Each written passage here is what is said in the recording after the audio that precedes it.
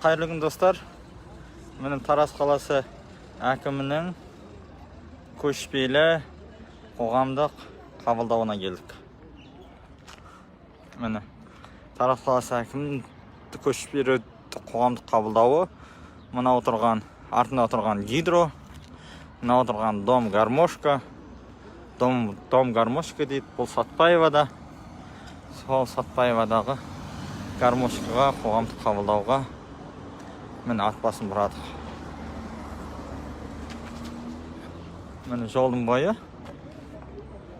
дәл осы жерде қоғамдық қабылдау өтуде. Сағат 3 деп жазылған, сол 3-ке қарай міне келді. Санитарлық норманы сақтайтын врачтар нелер отыр. Сәлем. Міне құрылыс бөлімі.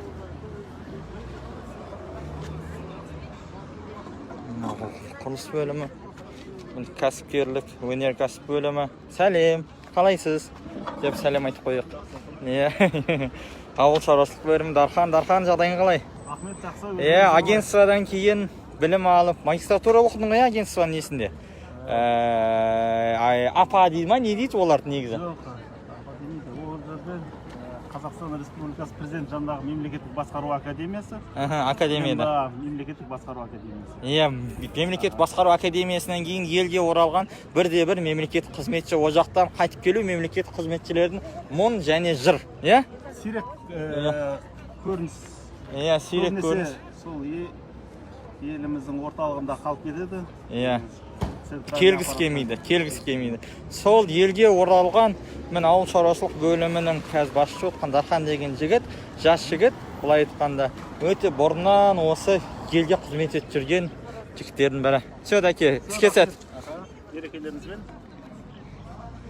Одан ары қарай кеттік. Жас ел Тараз. Осы жерде отыр Ралхиев, электр жүйелер, Беркінбаев, Жамбыл су, Исаев Бегнұр Тараз қаласы су құбырларын пайдалану қызметінің бастығы. Газ. Жер қатынастарына сәлем бердік. Жер қатынастарында ешкімге өткен. Міне қаланың ең сәулетіне, әдемілігіне жауап беретін Ғамжаныш. Қалайсыздар? Жақсы ма Ғамжаныш? Одан кейін мені ең айқай-шудың төбелестің шамы ненің ортасында жүретін екі бөлім бар. Соның бірі мияқта тұрғын үй. Мені Ғазиз Ералиев. Қалайсыздар, жақсы ма? Және тағы бір кісі бар. Мені Жанна апамның іздеп жүретін, таппай жүретін, розыск беретін. Мені Зият тұрсын ол. Мені осы жерде.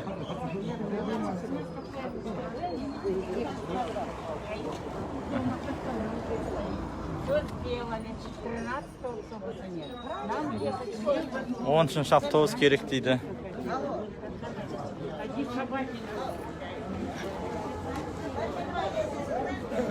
Міне Сейдазим Семегович отыр осы жерде. Қалалық прокурор Сматов Жамбыл. Одан кейін Батырбек Абдрасуллы Қалекеев. Міне Ғалымжанның арты. Қалеке қалайсың? Жақсы ма? Тікелей эфирдесің. Қалеке сенің түн көрмесе де артын көріп отыр. Өзіміз экраннан көріне беретін адамдар емеспіз. Білем ғой. Міне осы жерде. Каз.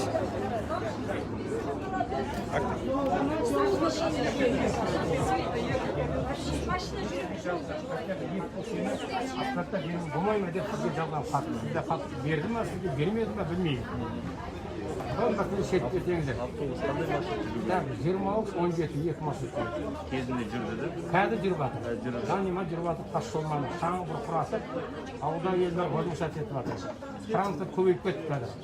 Білесіз, 15-те қанша қалып тұр. Соның бәрі біз арқылы жүреді. Енді шаң тоқалан болып жатыр.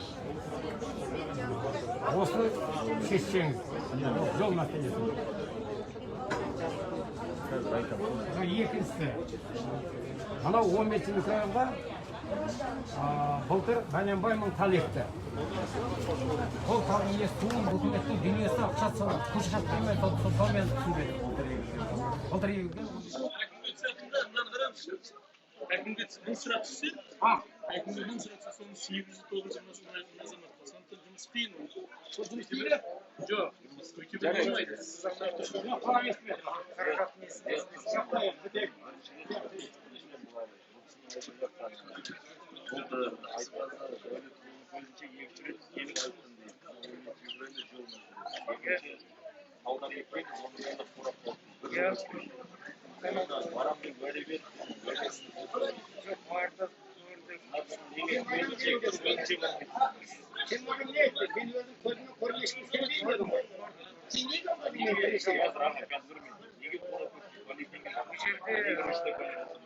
енді қазір біздің Сауырбек Жасырет Тарасбастың қатысып берілді. Методан аталып жүрді. Конечно, бұл жерде артын несін бұл жерде. Шықпаса, халық хабарлады. Енді оның алдында мен алдында келген. Қазір қандай жағдай болды? Енді ол жағдай сен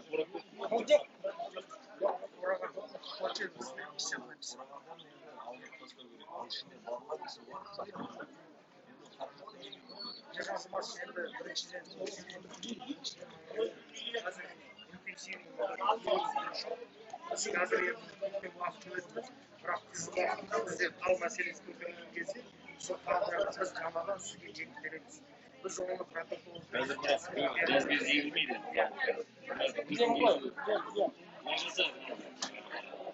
Мен енді әдебиеттен өте жасайтын, өтемде тұратын мына жол бойынша, тал бойынша бүгін қазір жұмыстың аяғына не біткеннен кейін барады. Міндетті түрде. Сізбен кездеседі. Бұл жерде жүріп өтіп бәрін қарау керек. Қайсысы аман сақтау болады, жолда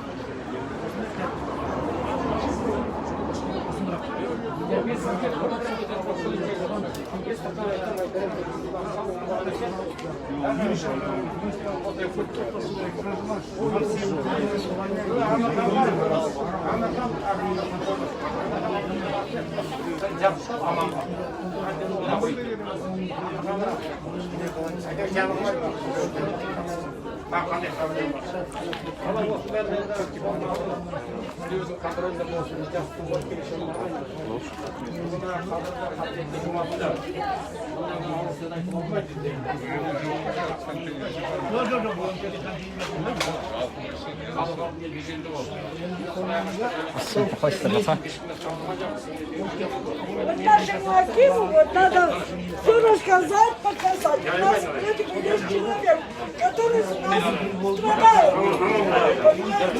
Где наш Аким, который хочет рассказать, как мы живем? Мы живем как в Шаломызе. Там вот таких детей машины давят. Где народ? Где наш Аким? Где у нас слышит? Мы нищета.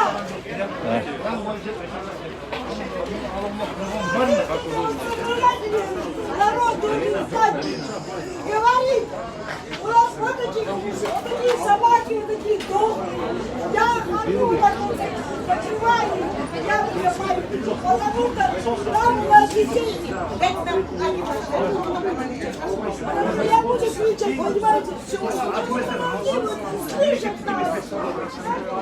Слышат народ, кто-то дома нас не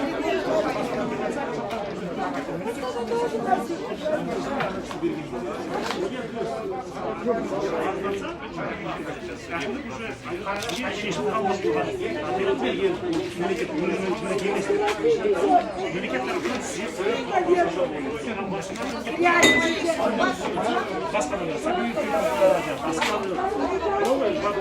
дәлелдесін сол сот қабылдамаймыз өзіміз мемлекет тарапынан ешқандай Жақсы.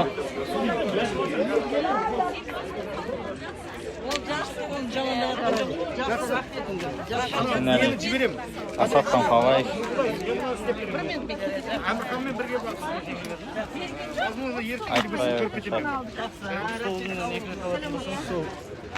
Дамайсыңдар.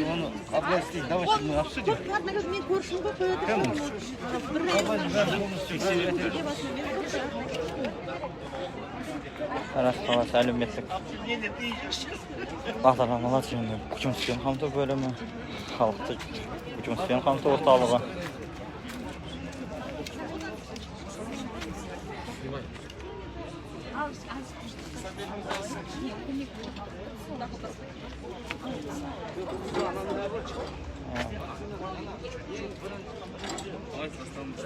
Жақсы ма? Жақсы ма? Аман сен бе? Жақсы ма? Бізде қазірде 6000 бала очередьте тұр, 6000 бала, сіз бала айтқан 200. Бірақ оның ешқайсысы актуаль жоқ. Олар мысалы қазір 10 берсеңіз, мен бір орын толып кетемін. Олар бармайды. Мен енді ішке толғанда беремін.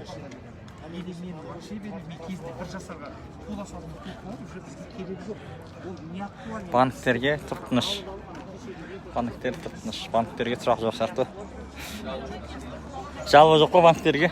Банк тек қана ақша арылады ғой, е?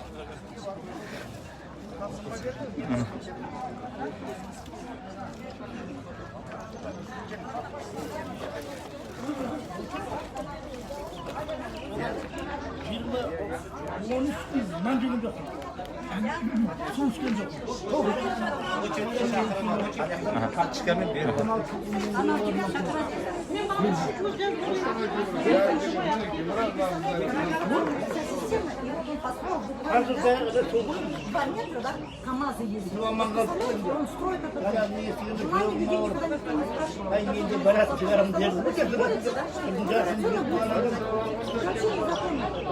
Там дети миграции не было, 4 железные стоят бетонные, там все падают. Дети прям играют.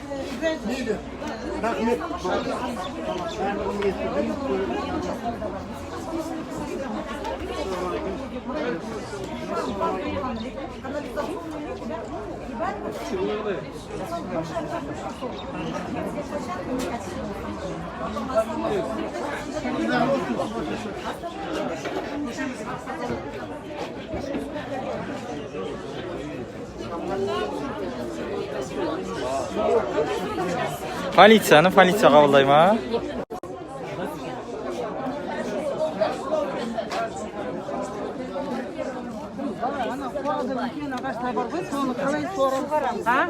Куда нам идти? А где мусор, там и крысы. Со всех улиц привозят их выкидывают. Там же со всех улиц еще везде. Мен ғалымжан ішке адам көп. Пришли убрали. Нет, с приехали вот это вот, и вот это вот, давали.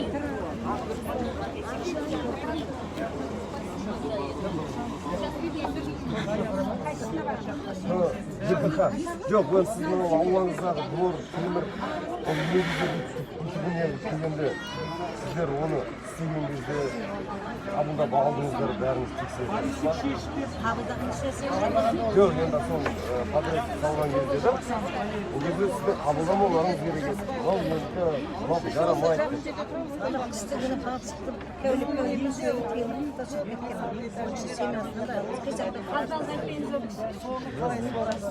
Ол негізі сіздердің мысалы кондоминиум объект болғаннан кейін ол территорияны күтіп ұстап отыру, сондай нелермен сынықтарын демостау, оның бәрі өздерінің негізі.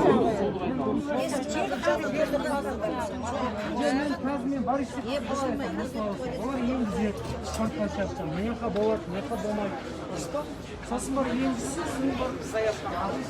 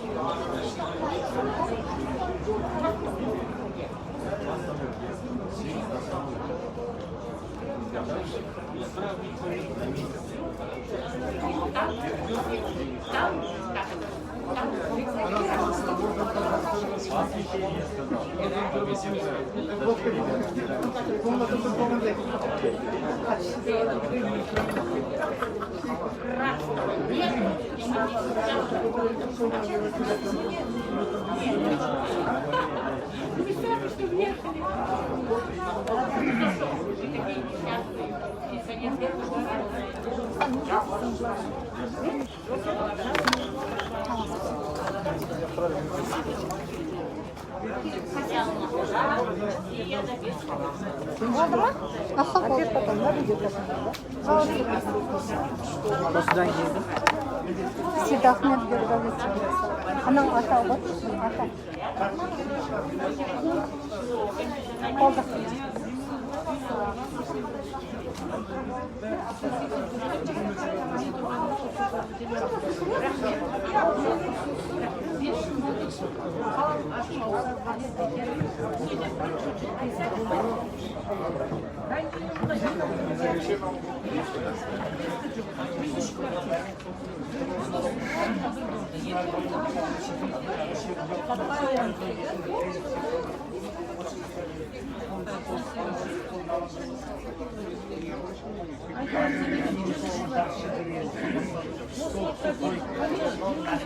Кішкене өзі біз берейік, басқа да тұрғындардың мұның мұқтажын ескертетін боламыз. Рахмет.